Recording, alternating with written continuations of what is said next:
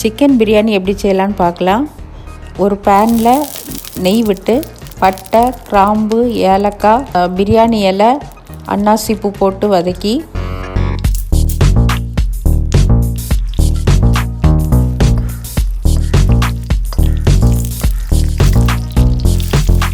வெங்காயம் ஆட் பண்ணணும். பச்சை மிளகு ஆட் பண்ணி நல்லா வதக்கணும். நல்லா வதங்கின உடனே இஞ்சி பூண்டு பேஸ்ட் போட்டு அதையும் வதக்கணும்.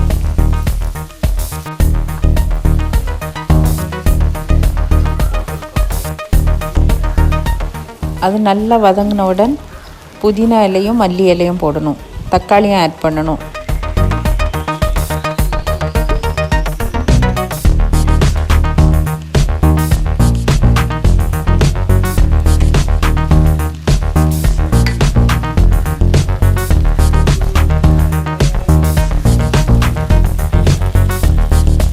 அது நல்லா வதங்கினவுடன் மசாலா பொடிகளை ஆட் பண்ணணும்.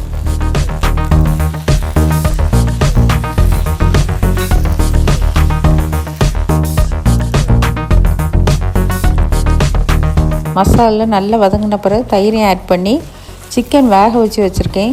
சிக்கன் கூட இஞ்சி பூண்டு, மஞ்சள், கொஞ்சமாக வத்தல் பொடி, உப்பு சேர்த்து வேக வச்சுருக்கேன். அதையும் ஆட் பண்ணணும். கொஞ்சமாக கீ ஆட் பண்ணிடலாம். குக்கரில் தண்ணி கொதிக்க வச்சுருக்கேன்.